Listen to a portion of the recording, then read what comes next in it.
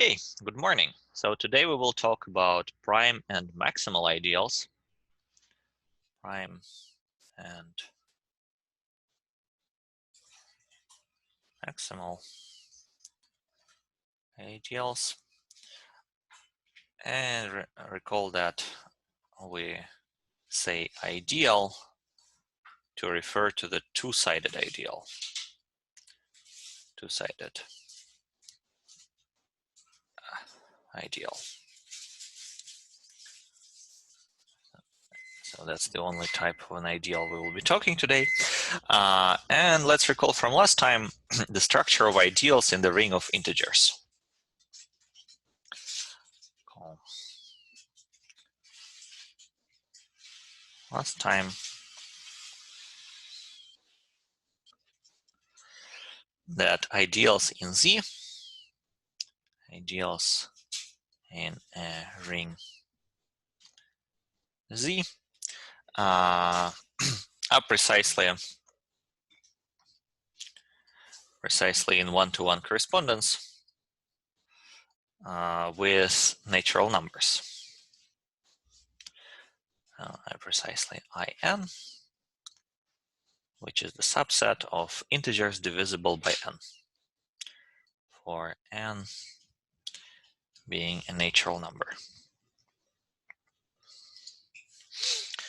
And kind of the ring of integers in many sense, in many places served as the prototype for many notions in the ring theory. And what we know that kind of in the natural numbers, the prime numbers have very special meaning. So I'll just put this on the blackboard that, in other words,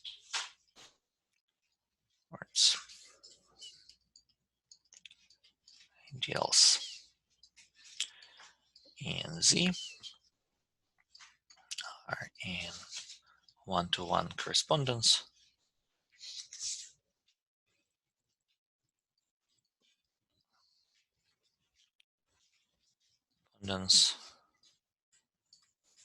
with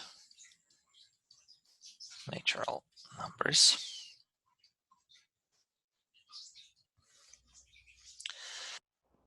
So now prime numbers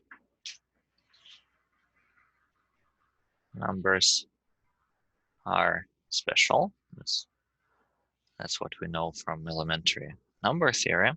But is there anything special? Is there anything special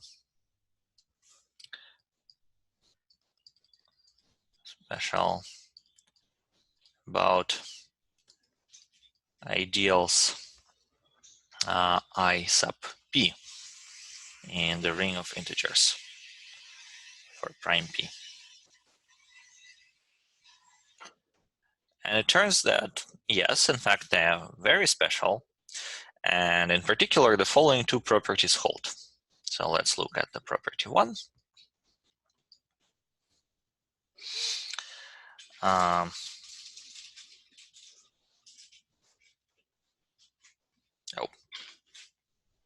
There's one kind of thing I want to mention first, and that will be lemma 0. So note that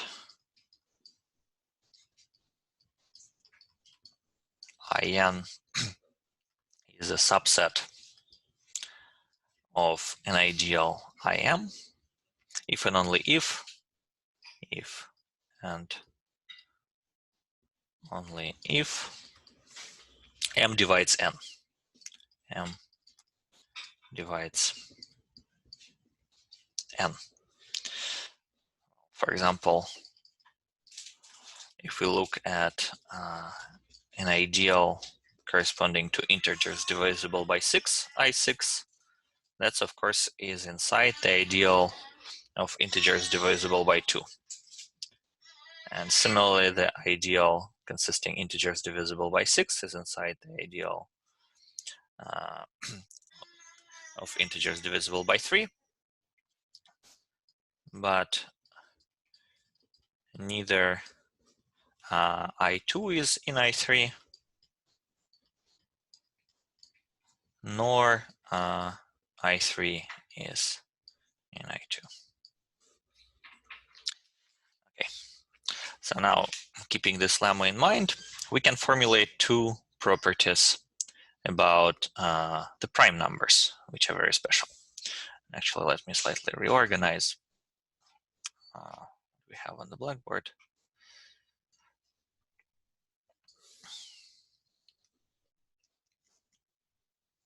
Let's just move it down, this piece.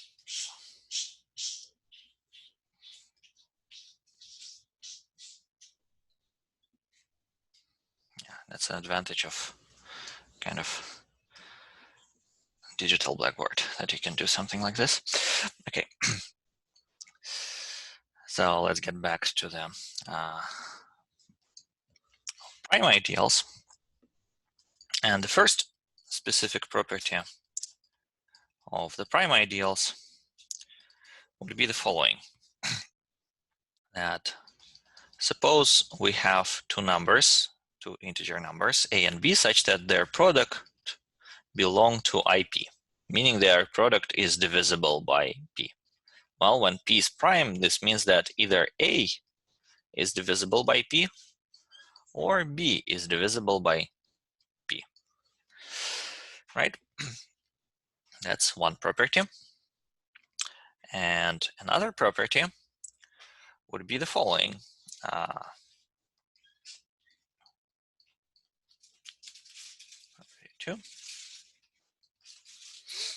Now, suppose that we have an ideal which is in between an ideal IP and the entire ring of integers. For prime p, then necessarily what we have is that either in must be in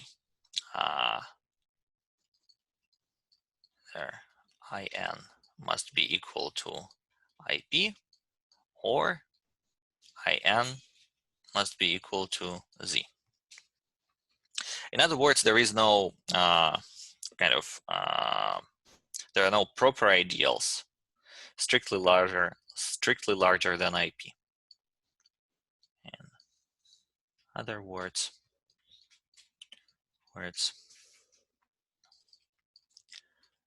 there exists no proper ideals strictly larger than IP. Okay, and these two properties of prime ideals and the collection of all ideals in the ring of integers motivate the following definition. This motivates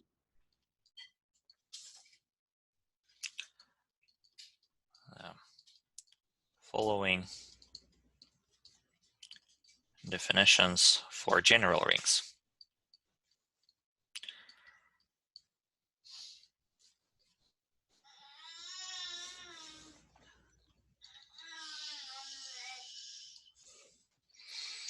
So first, let's introduce the notion of a prime ideal. So definition 1, and that will be the analog of property 1 for the prime numbers for the ideals IP. Okay, so let R be any commutative ring, be any commutative ring. Then we say that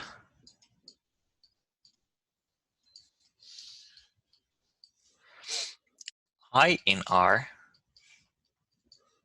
is a prime ideal, is a prime ideal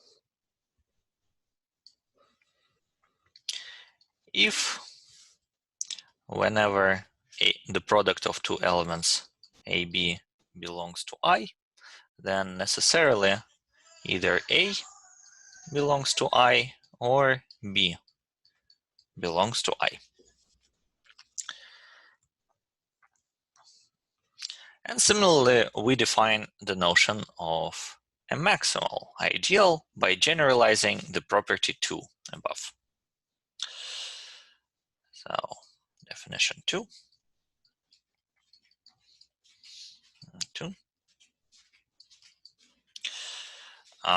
So let R be a ring, R be a ring. Then we say that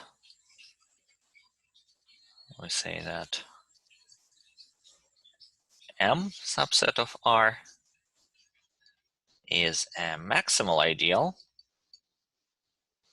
Well, ideal, of course, if it is an ideal, and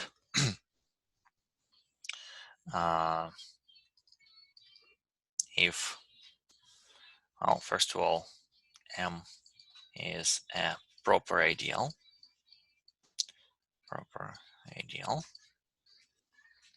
and for any other ideal in between M and R, for every ideal I such that I is in between M and R,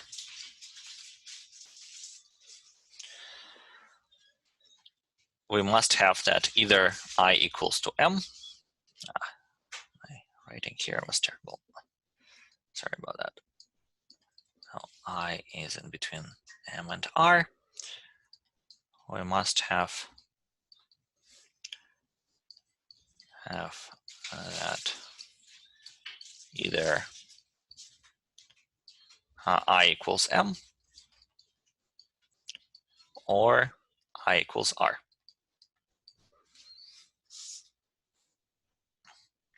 So in other words, there is no strictly larger, there is no proper ideal strictly larger than M. There, right. There is no proper ideals strictly larger than M. Hence, we call it maximal.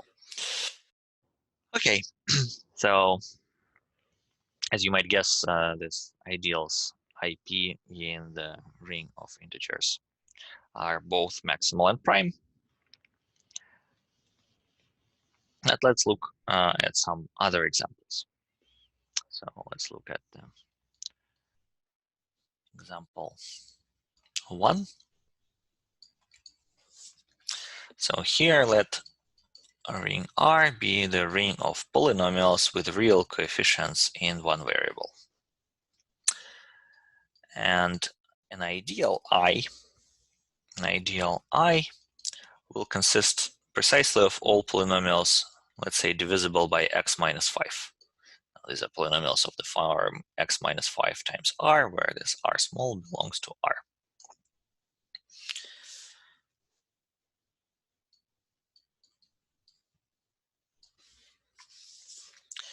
Okay.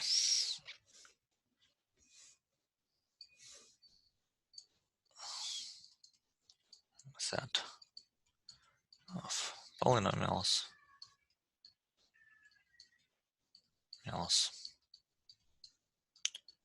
divisible by x minus 5. Okay, so then claim number 1 is that this is an ideal.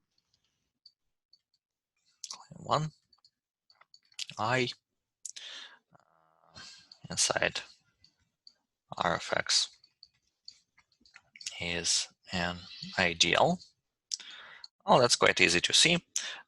Suppose we have two polynomials p and q belong to I, right? Well, from here it follows that their sum belong to I, right? Of course, p belongs to I, then minus p belongs to I, and 0 belongs to I. But most importantly is that if we take one polynomial in I and the other polynomial in the ring R, then what do we have? If we multiply them out, then PR must be also divisible by x minus 5. Hence, PR belongs to I. Okay, so this is an ideal, and this is actually a prime ideal. So claim 2, I is a prime ideal. Prime ideal. Now, did let kind of P and Q be polynomials such that their product belongs to this ideal I.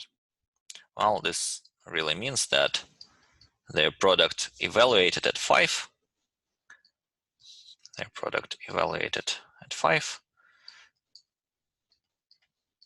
equals to 0, right?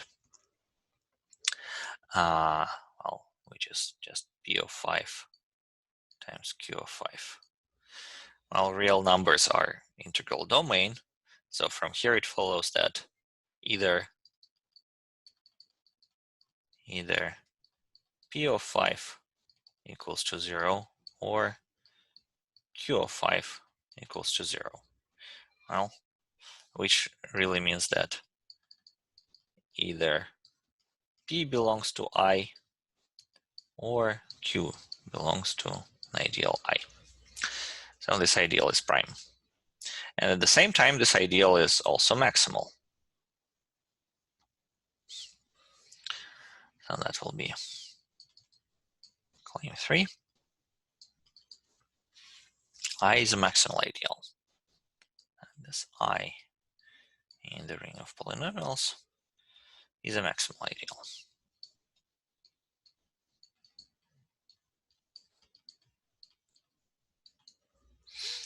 Well, suppose there is any ideal which is, there is any ideal which is strictly greater than I, right? Okay, and yeah.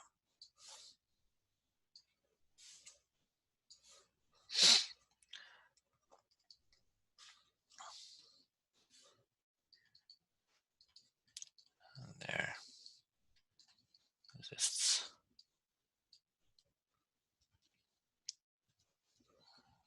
in other words, J is a strictly larger ideal. J is a strictly larger ideal. Okay, so let's take any polynomial which would belong to J minus I. Right? If J is a strictly larger ideal, then there's at least one polynomial in J which is not in I. So let's take it and divide P of x by x minus 5. Now the division algorithm tells us that then P of x can be presented as Q of x multiplied by x minus 5 plus R of x, right? where the degree of R of x is less than 1. In other words, this is a constant, where the degree of R of x is less than 1, and R of x is not 0, because P of x is not divisible by x minus 5 and cannot belong to I. Well, then what do we know? So then the only non-zero polynomial with degree less than 1 is it's just a constant, right? So R of x is actually a constant C naught, which is not 0. Well, but then let's use the fact that kind of J is an ideal. So now then what do we have? Let's take this constant polynomial C0, right? And let's write it as a difference. Let's write it as a difference of P of x and Q of x multiplied by x minus 5. So this is constant polynomial. Now this P of x, it belongs to an ideal J, right? And the second polynomial must belong to an ideal I. Must belong to an ideal I, right? Because it's divisible by x minus 5, and I is contained in J. So this whole thing must be in J.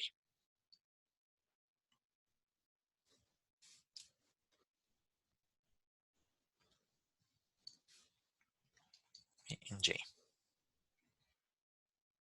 So we have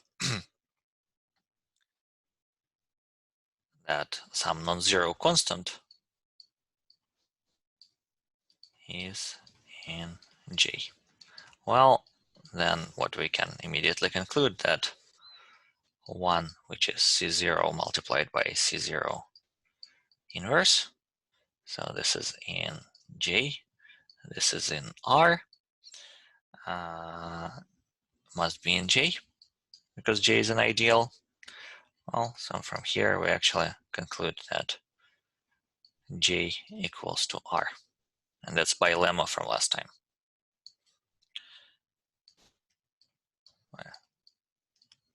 Lemma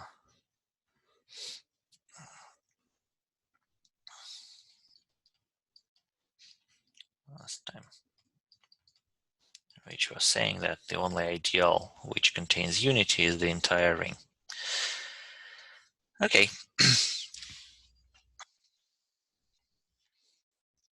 So that was an example of an ideal in a polynomial ring, which is both prime and maximal. Any questions so far about this example?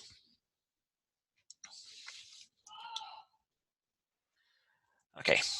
How do we get that C0 inverses in R? Because reals is a field, right? So every non-zero element is invertible in reals.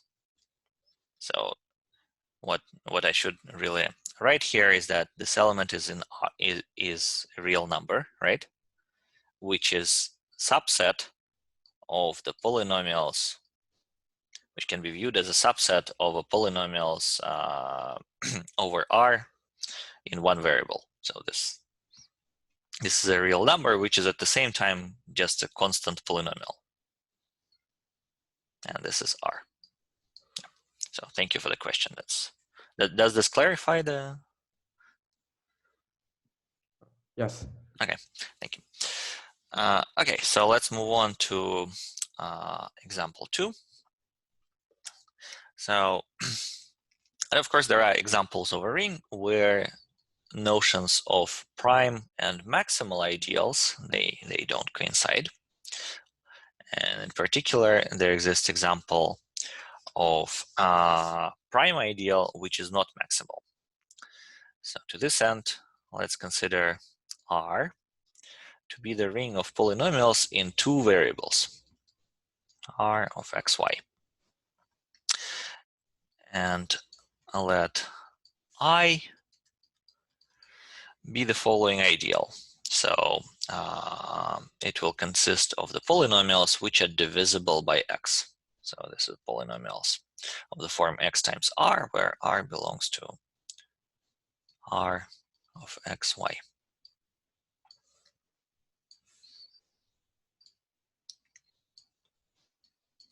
Polynomials in xy which are divisible, well, by x. Okay, and again, claim 1, I is an ideal,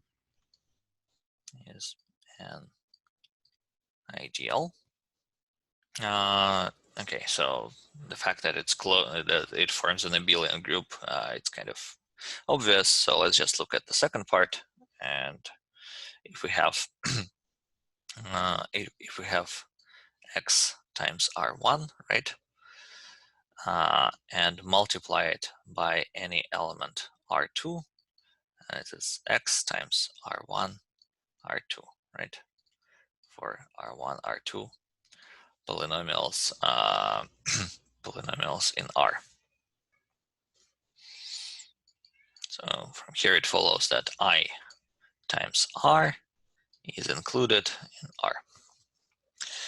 Okay, so this forms an ideal. Well, then this ideal is prime. I is a prime ideal. Now I won't go in all the details, but basically, if you look at the two polynomials, f of x times q of x, f of xy and q of xy, so y, q of xy are, if the product is divisible, well, by x, then either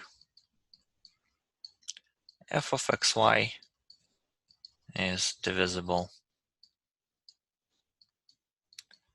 well, by x, or q of xy, so y is divisible by x.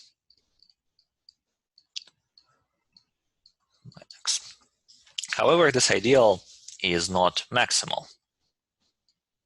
Claim 2, I is not maximal.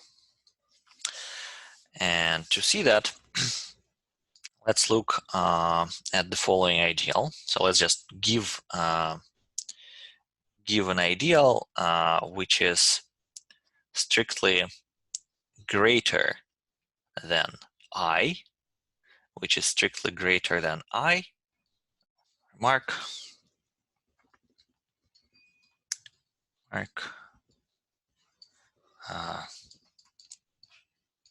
There exist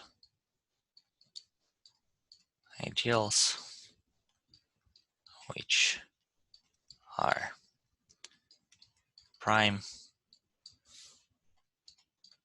but not maximal. Yeah. Okay. And finally, as you might guess, there exist ideals which are neither prime nor maximal. And to this end, let's look at the ring of polynomials with integer coefficients. And let's look at the subset I, which consists of the polynomials divisible by 2x. So these are polynomials of the form 2xr, where r belongs to z of x. Okay. So what we know is that I is an ideal.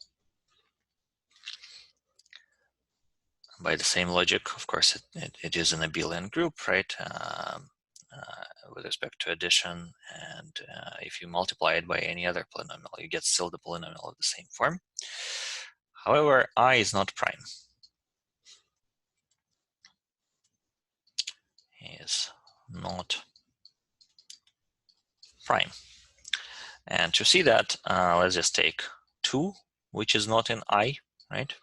Because this is a constant polynomial, it's not divisible by 2x.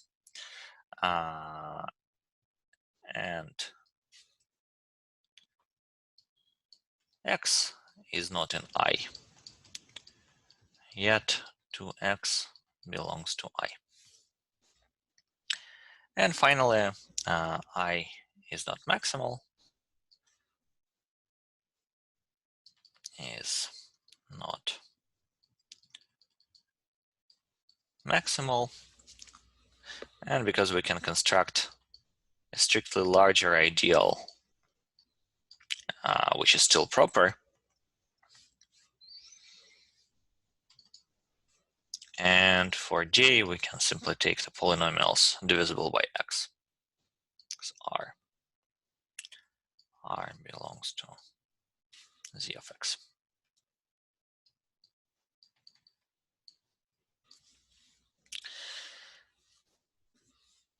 So j is a strictly larger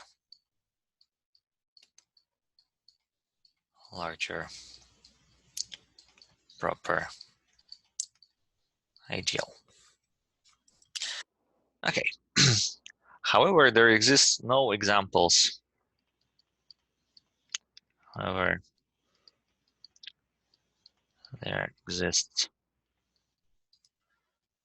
no examples of maximal ideals which are not prime.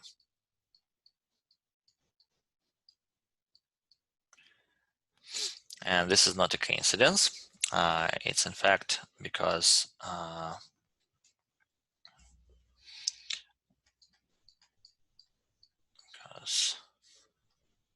maximal implies prime for commutative rings. In fact, today we will prove the following statements.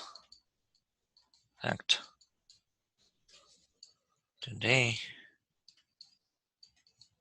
we will prove the following, that if an ideal I in the commutative ring with unity, I'll prove for commutative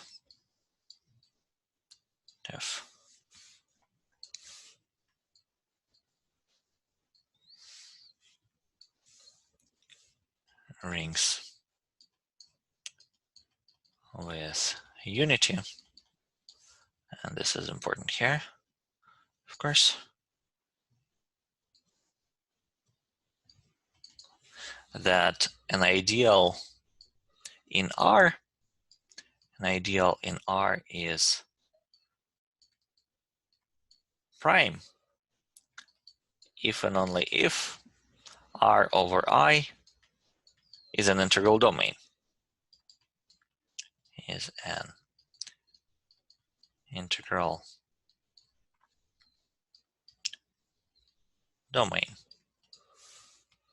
And similarly, an ideal in R is maximal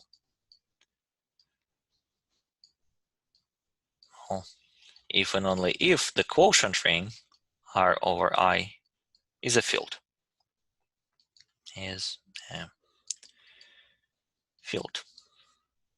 Now we know that every field is an integral domain, right? Then this would immediately imply that every maximal ideal in the commutative ring with unity is prime.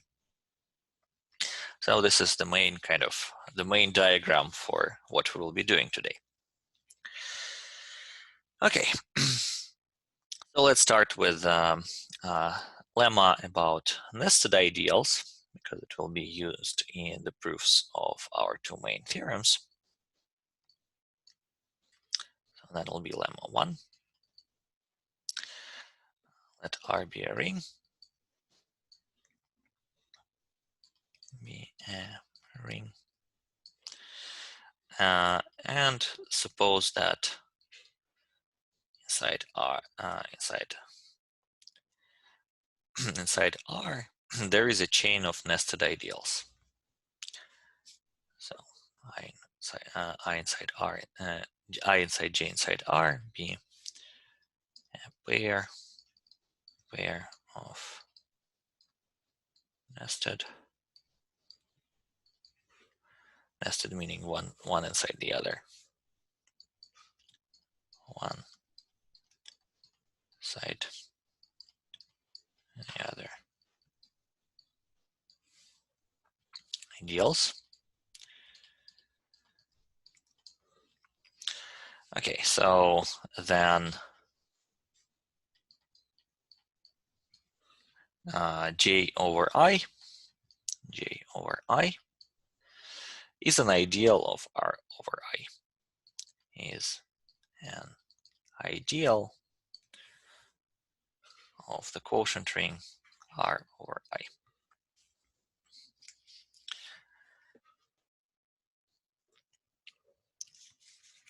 Okay, so the way how the proof goes.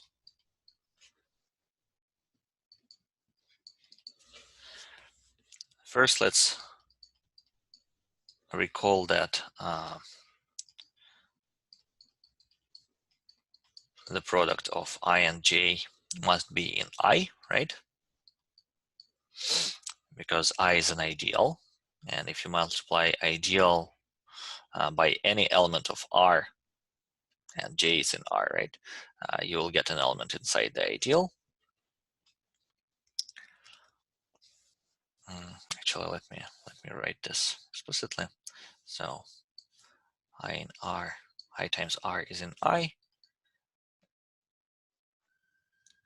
In particular, this would imply that I times J is inside I, because J is a subset of R.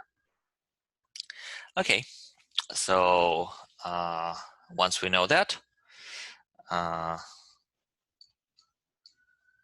we can also say that J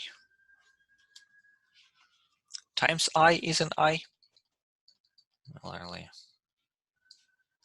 J times I is in I, right?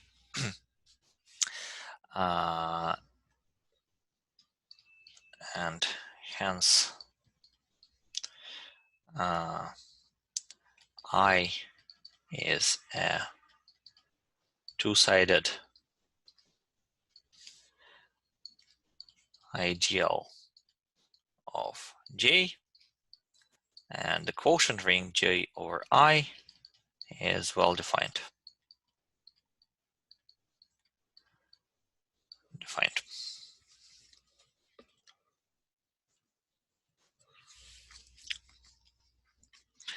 Okay, so now let's take any element from this quotient ring.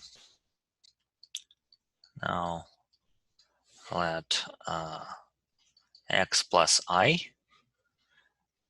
be an element of the quotient ring, right? Remember that as a set, G over I consists of all cosets of I in J. Okay, and let's take R plus I to be any element in the quotient ring of R mod I. So then for their product, we would have the following. So let's multiply out x plus I and r plus I.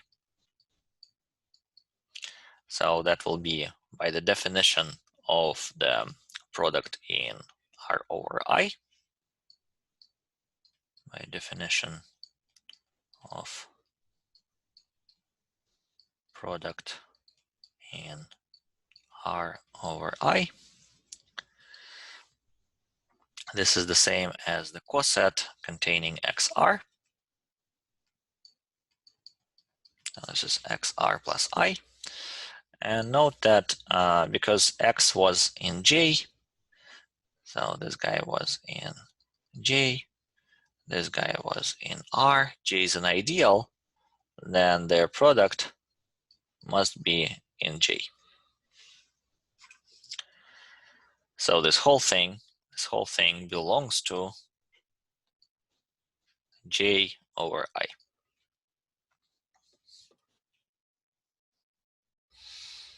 So what we just proved is that J over I as sets multiplied by R over I is inside J over I. Well, similarly, one proves that R over I multiplied by J over I is inside J over I. Okay, so now J over I,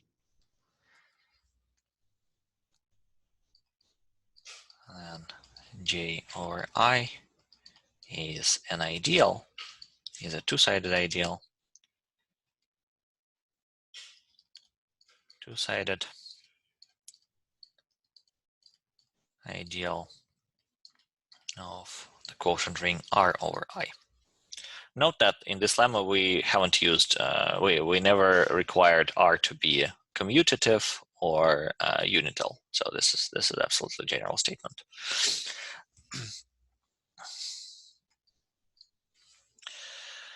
Okay.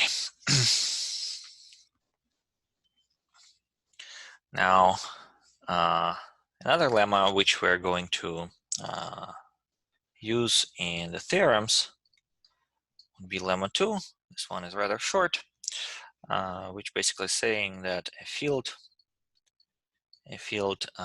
contains no proper non-trivial ideals. Contains no proper non-trivial ideals. Okay, so, and the proof will be one line. So suppose I in F and I is non-trivial. So take any kind of element I small in I minus 0,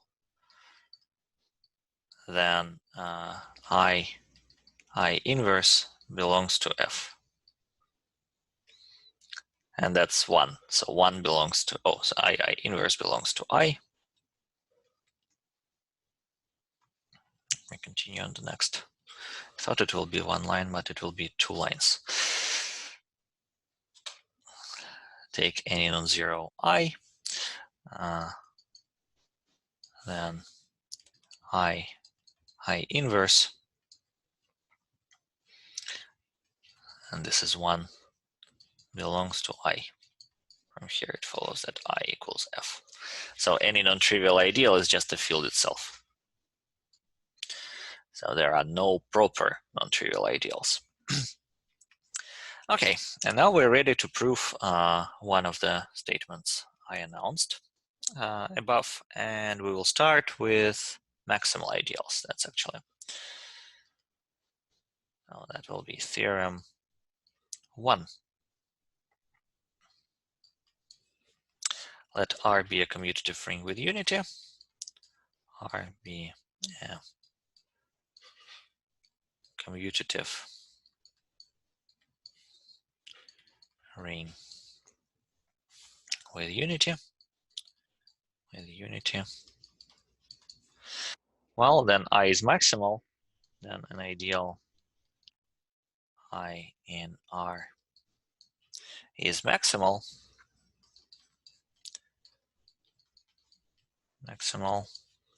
If and only if R over I is a field. If and only if R over I is a field. Okay. So one way would go as follows. Let's start with direct implication. And let's assume that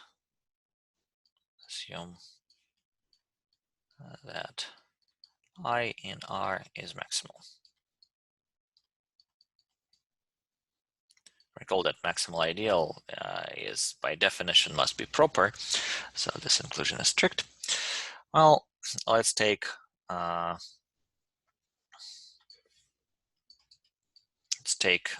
any element, arbitrary x, which belongs to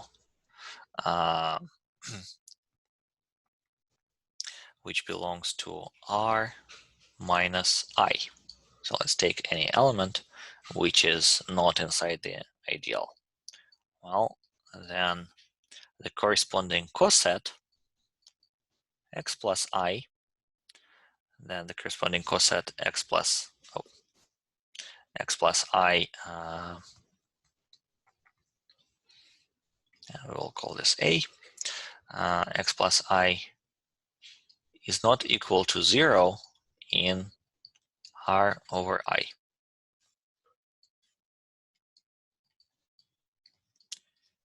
Indeed, x plus I is not the same as 0 plus I, which is I, right? Because x is not in I. Okay, so let's take this element and let's look at the coset. Oh, and let's look at set. Consider the set J, which is defined as follows. So that will be the products, of the form, the product of the two sets x plus I and R. So this is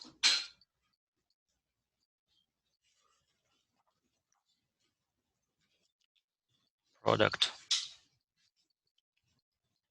of the two sets.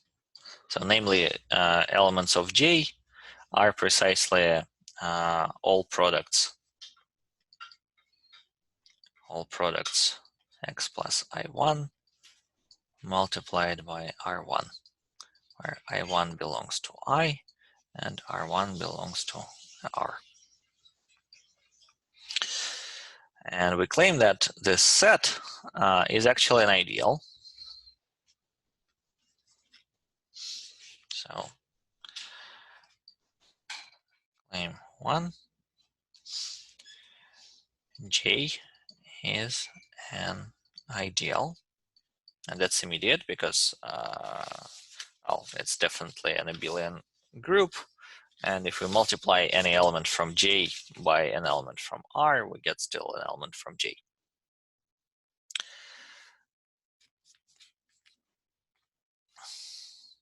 Okay.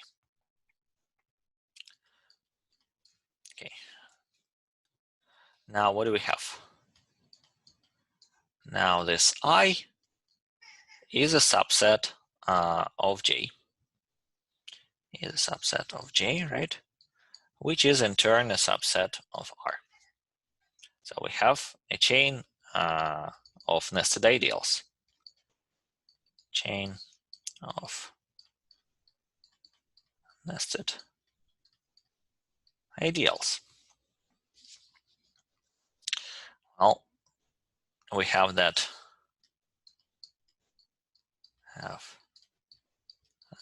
X belongs to J over I.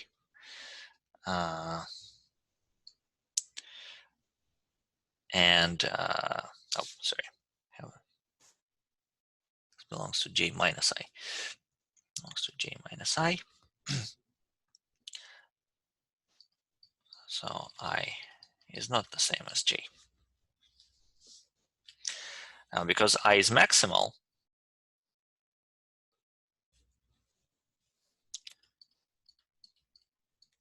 because I is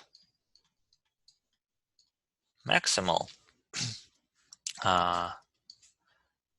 we must have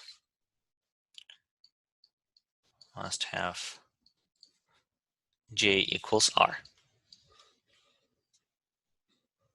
Oh, so J is actually the entire ring, but then the unity of a ring must be in J, right? And let's look carefully what this means. This means that the unity can be written as an element x plus I1 multiplied by R1, right? So this is precisely what we had here.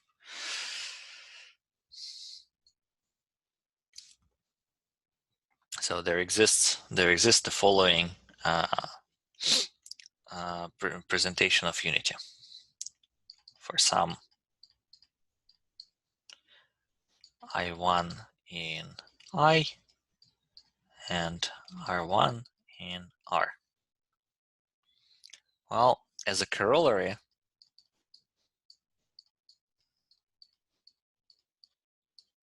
if we look at the product of the two cosets, x plus I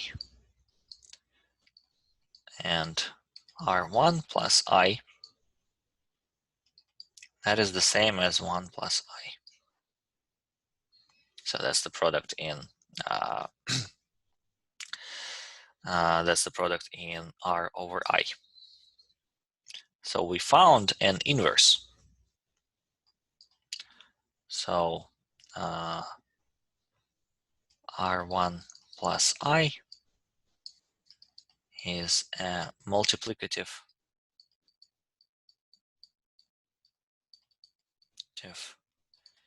inverse of x plus I in the quotient ring R over I.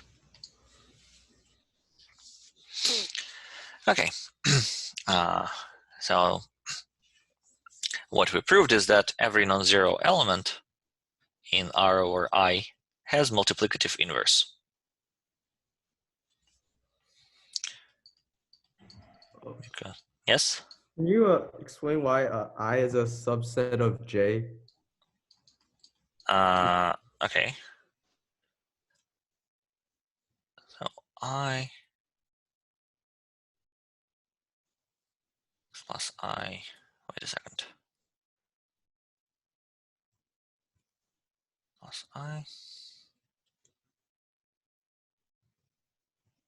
Oh, that's a good question.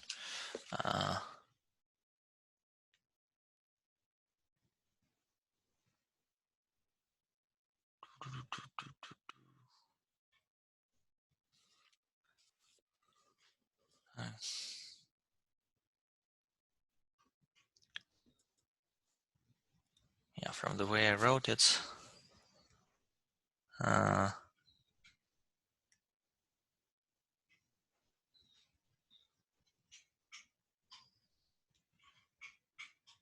Ideal.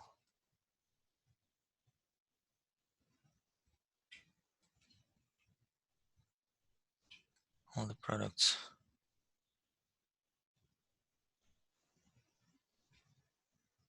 Oh.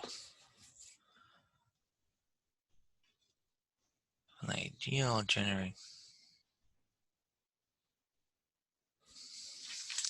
Wait a second, did I give the wrong definition of J? Let me see.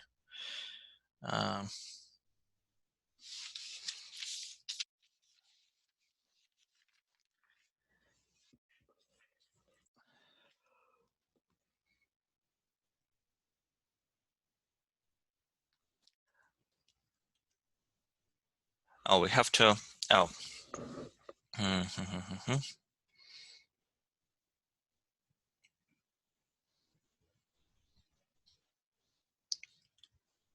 Ideal generate. Sorry, I'm kind of stuck. Yes, that's a valid question.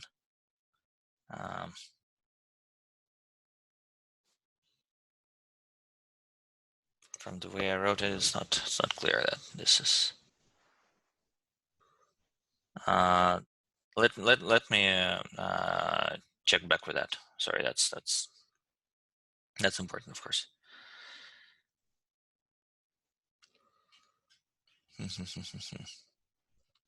Is there a gap in my proof? Probably there is. I'll comment about this later. Yeah, that's okay. Let me just tell about the opposite implication and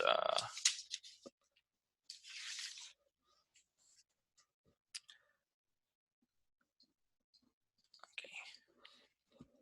So if we know that R over I is a field, so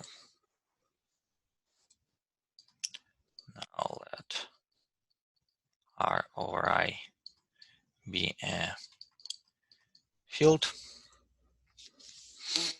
and suppose J is an ideal,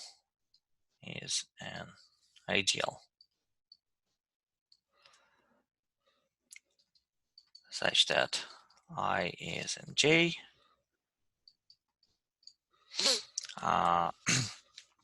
and J will be an ideal which is strictly greater than I. So by lemma 1, J over I is a non-trivial ideal. Is a non-trivial ideal of R over I. Well, because R over I is a field, so R over I is a field. By lemma 2 we know that J over I equals to R over I.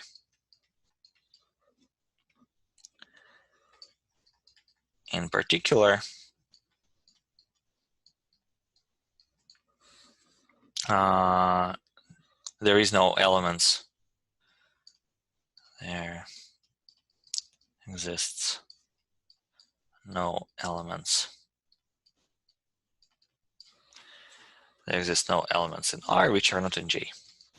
In R which are not in J.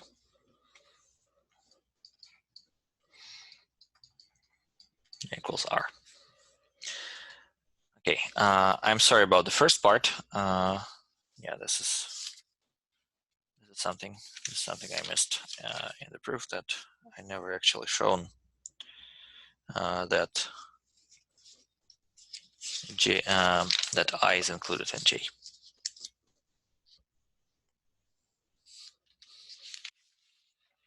I'll double check that. I just kind of don't see an immediate way to fix that. Okay. So let's actually now the second part of our diagram was theorem 2, that if R is a commutative ring with unity, commutative ring with unity, and I inside R be an ideal of R, ideal of R, and then I is prime, and I is prime if and only if R over I is an integral domain. If and only if R over I is an integral domain.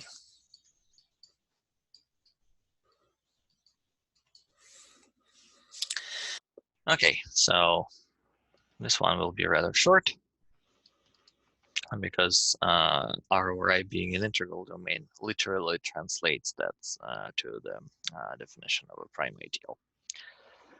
Okay, so assume that I is prime,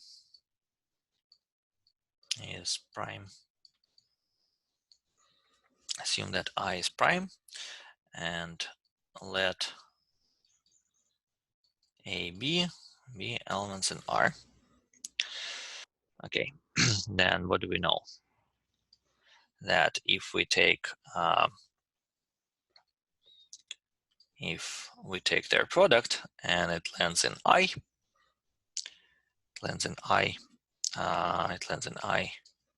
then either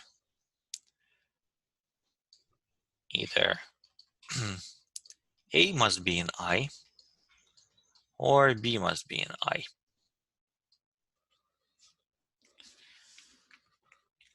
Okay, so this means that let's just translate what the left-hand side would mean, that for the corresponding cosets. So A plus I multiplied by B plus I equals to 0 plus I. And from here it will follow that either A plus I equals to 0 plus I, or B plus I equals to 0 plus I. Right? So in other words,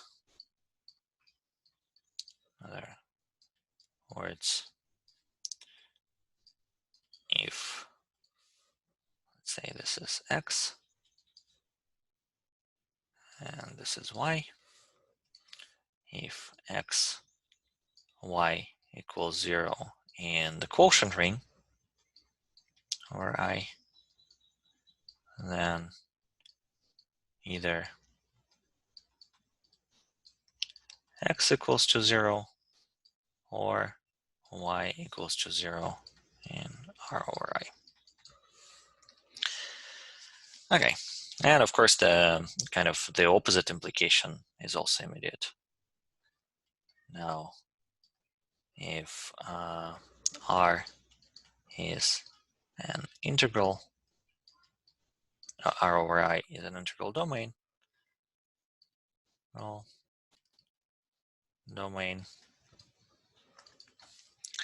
then at kind of A plus I multiplied B plus I equals to 0 plus I implies that A plus I equals to 0 plus I, or B plus I equals to 0 plus I. So I is prime. So I is a prime ideal.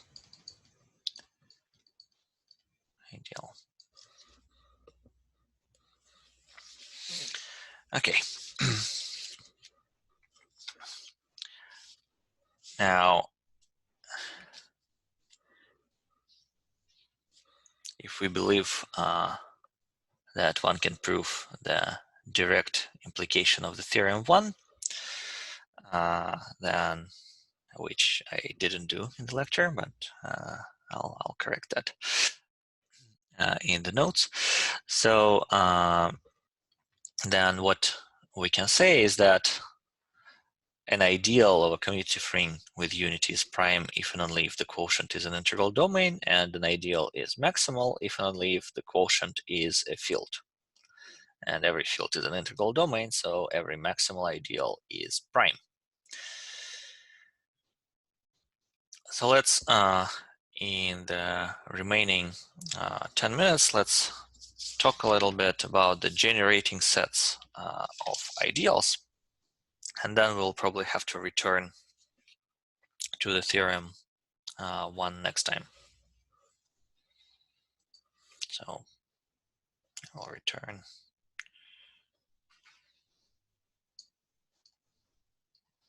I'll return to this part next time.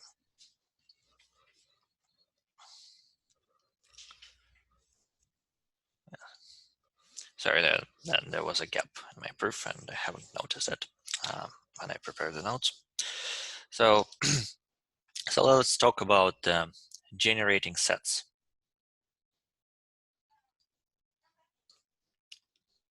Sets for ideals.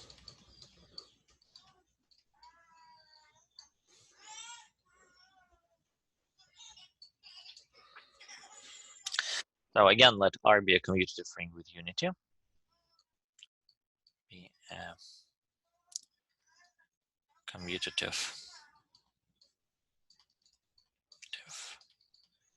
ring with unity. And let S be any subset of R. So I just wrote a finite set, but of course we can take any arbitrary subset of R. Be a subset of R. Now, kind of recall that intersection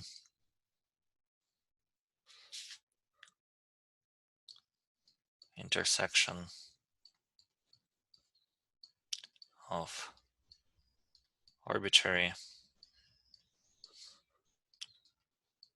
collection of ideals is again an ideal and ideal.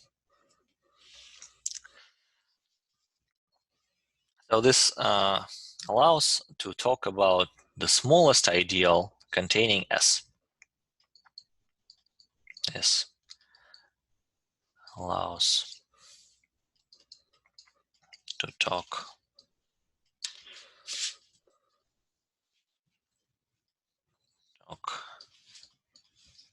about the smallest ideal of R containing S.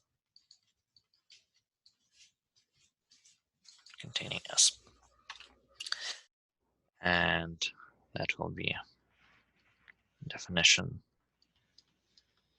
3.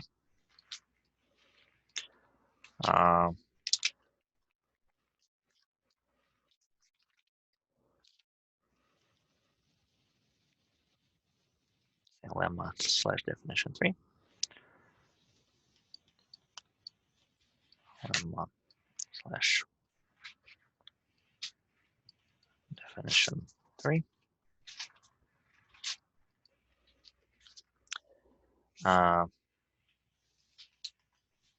The minimal ideal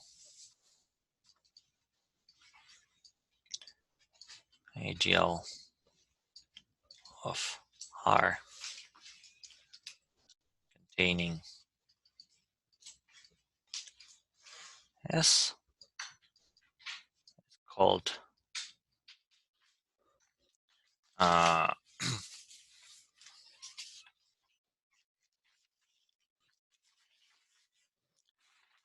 called an ideal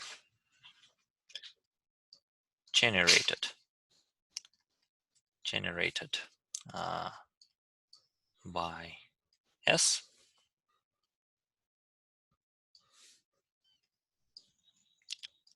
and denoted by round brackets. So if elements of S were A1 through AN, then that will be round brackets of A1 through AN in R. S is a set A1, AN. Okay, so an example of that for the ring of integers. So let's take the S to be integers m1 all the way to mn, and that will be the subset of Z. Then the ideal generated by m1 mn is nothing actually but the subgroup generated by them, and it's really an ideal generated by the GCD of those. Okay, so there's nothing interesting specifically for the rings here. So another example would be the following. So let's look at the ring of polynomials in one variable with real coefficients, and S be the set containing two polynomials, say x minus 3 and x minus 5. Okay, so then the claim is that the ideal generated by x minus 3 and x minus 5 is the entire ring.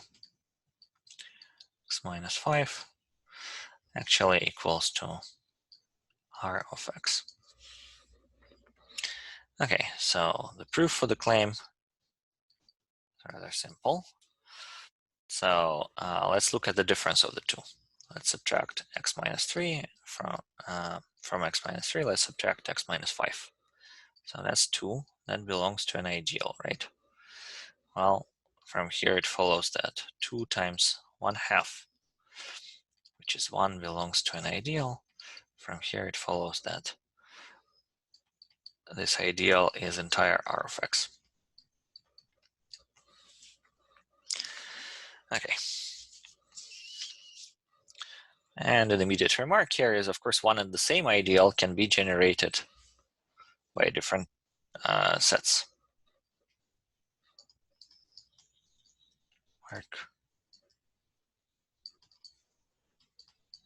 Different subsets can generate the same ideal, right? The same ideal.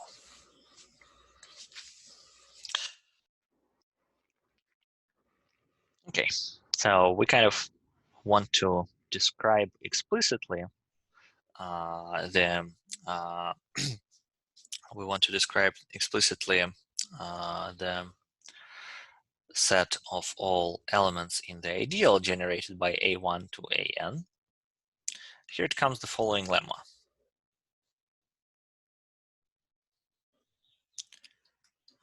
That for R commutative ring with unity, we have that the ideal generated by A1 to AN is precisely the set of all expressions of the form A1 times R1 plus A2 times R2 plus AN times Rn, where this R1 to Rn, they belong to R. Well, kind of the proof would be, sketch of the proof would go as follows. Sketch of the proof would go as follows, that the set on the right hand side is an ideal. It contains A1 through AN, and all expressions of such form must be in the ideal generated by A1 to AN. So it is actually the smallest ideal containing A1 to AN, the smallest such ideal. Ideal containing A1 through AN. Okay, so I'll stop here. And sorry for the gap in the proof of theorem 1. I'll fix it next time. Yeah. I really missed it when I prepared the notes. So, any questions so far? Oh, when you take a field modulo ideal, is the quotient ring also a field? Well, but the point is, in the field, there is no other ideals except 0 in the entire field. So because every ideal, every non-trivial ideal must contain 1, right? And the ideal containing 1 is the entire thing. So for the field, this statement, if you start with a field, and if you have an ideal, then it's either it's trivial ideal, then the quotient is a field again, right? Then either it's the entire field, and then the quotient is the 0 ring, which is not a field, because there is no unity element not equal to 0. So was that the question, or? Yes. Okay. So does it answer the? Oh, yes. Okay. So any more? So then I'll just stop recording, and that'll be office hours.